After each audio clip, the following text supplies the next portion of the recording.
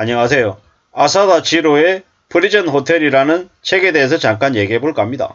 아사다 지로는 우리가 잘 알고 있는 철도원이라고 하는 작품의 작가입니다.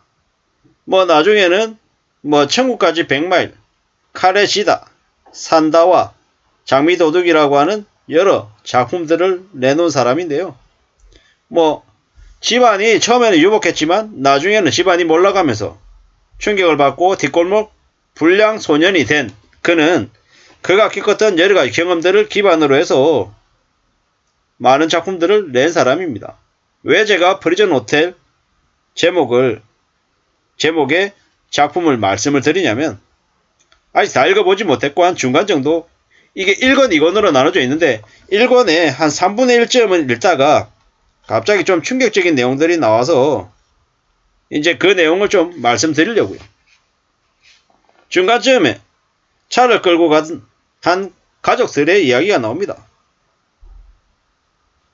조수석에 젖먹이 아이를 아내가 안고 있고요.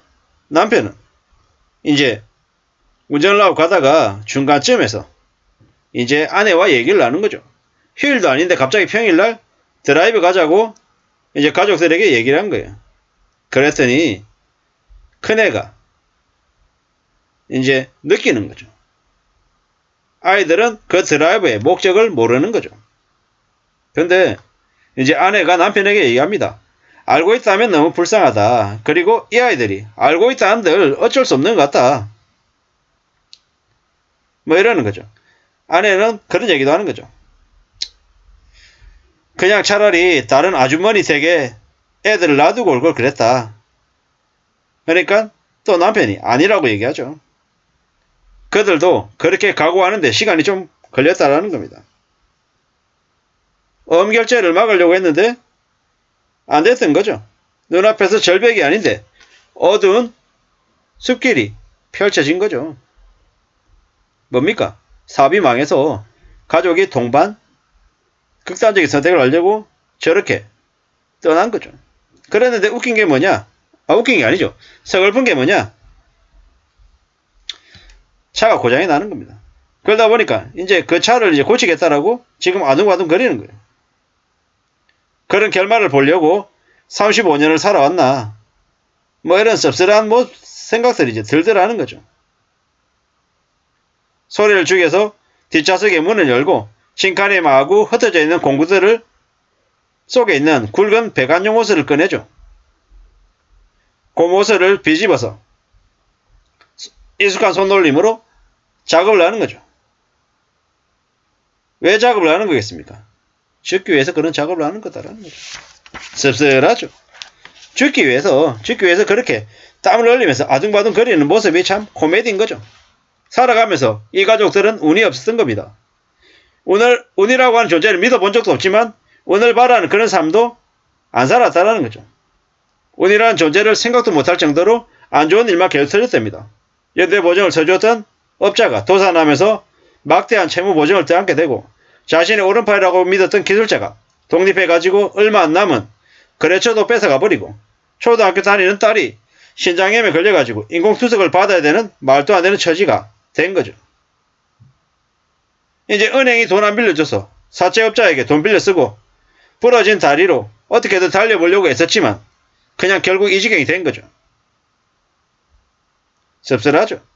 죽는 과정도 그 죽기 위해서 이제 공조장치를 급조하는 자신의 모습도 되게 우습다라는 거죠.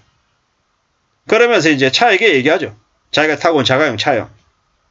너도 참 열심히 일했다. 15만 킬로나 뛰었으니까 말이다. 라는 거죠.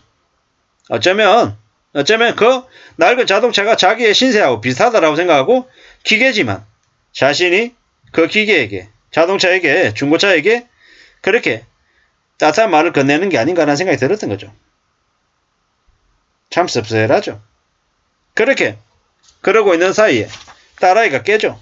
딸아이가 깨면서 아빠 뭐하냐고 물어보고 아빠는 차가 고장이 나서 고치고 있는 중이다라고 얘기하죠. 내일 이제 큰딸이 얘기하는 거죠. 아빠한테. 아빠 내일 나 투석해야 되는데 투석 안 하면 큰일 나는데 투석을 빼먹으면 피가 나빠져서 죽을 수도 있다라고 의사가 얘기하는데 아빠는 그렇게 얘기하죠. 더 이상 고통 당하지 않아도 된다. 너도 고생 많았다. 이렇게 얘기하죠. 아빠가 아프지 않게 해줄게. 아빠가 아프지 않게 해줄게라는 말이 무슨 말입니까? 참 무서운 얘기죠. 무서운 얘기면서 참 서글프더라고요. 그리고 3살 아래 동생이 아빠한테 얘기합니다. 아빠 배고프다고. 그러니까 엄마가 그러니까 10살 난 누나가 얘기하죠. 엄마 말 들을 흉내내면서 그냥 자라. 엄마 아빠도 힘들어. 그러니까 이제 동생이 그렇게 얘기하죠. 누나 배가 고파서 잠이 안 온다고. 그러니까 딸아이가 뭐라고 얘기하자면 괜찮다. 이제 배고프지 않은 세상으로 갈 거니까 괜찮다라고 얘기해요. 참, 뭐 이런가 싶은 거죠. 서글프지 않습니까, 참. 뭐가 이런가 싶은 생각이 들었던 거죠.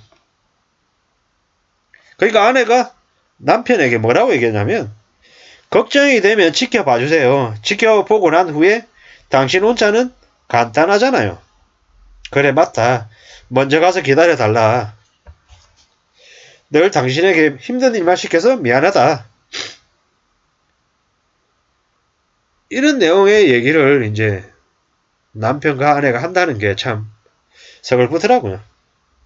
아이들을 두고 이런 결정을 하는 내용이 이 이제 프리즌 호텔의 아사다치로의 작품에 중간에 나와 있는데요. 아, 참 슬프더라고요. 이런 내용들을 보면서 그냥 남자 얘기 같지가 않아서 죄송합니다. 참 그렇더라고요. 저도 가장이고 이제 아이들을 둔 부모다 보니까 저 아빠라고 하는 존재가 사람이 왜 저렇게 저런 결정을 해야 됐을까? 죽을 자리를 찾아보러 가는 저 가장, 아내하고 자식을 두고 흐트러지는 저 가장의 모습, 저 얘기를 보면서 참 가장이 얼마나 울었을까, 얼마나 서글펐을까, 세상이 얼마나 역같다고 생각했을까, 이런 생각들이 많이 들더라고요.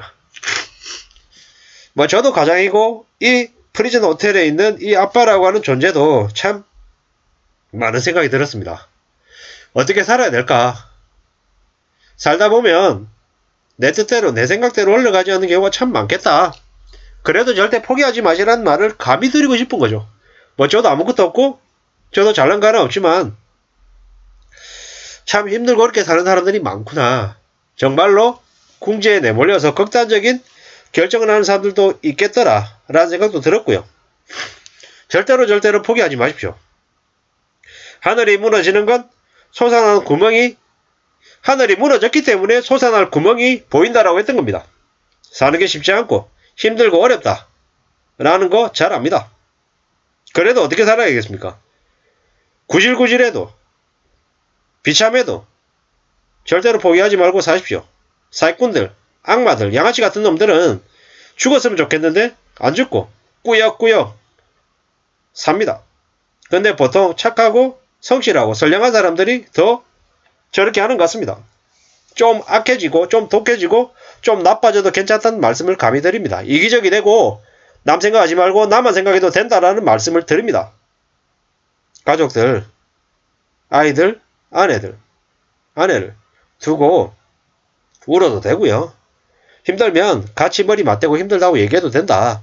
혼자 다 떠안고 갈 생각하지 말라는 말씀을 감히 드립니다.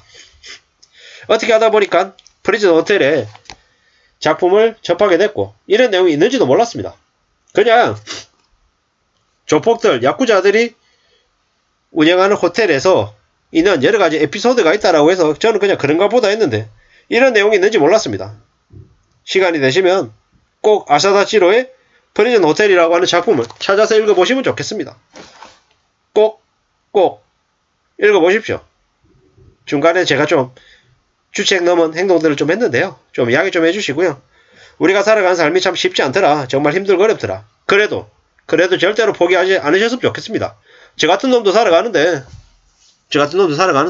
절대로 포기하지 마시고 놔버리지 마시기를 꼭꼭 부탁드립니다. 하늘이 무너졌기 때문에 솟아날 구멍이 보인다. 이 말은 제 선배가 저한테 해준 얘기입니다. 힘들고 어려워하던 선배가 먼저 겪었던 충격을 저한테 이제 얘기해 준 내용이죠. 아무쪼록 절대로 포기하지 마십시오. 오늘 하루도 잘 보내시고 아무쪼록 꾸역꾸역 악착같이 잘 보내시기를 바랍니다. 감사합니다.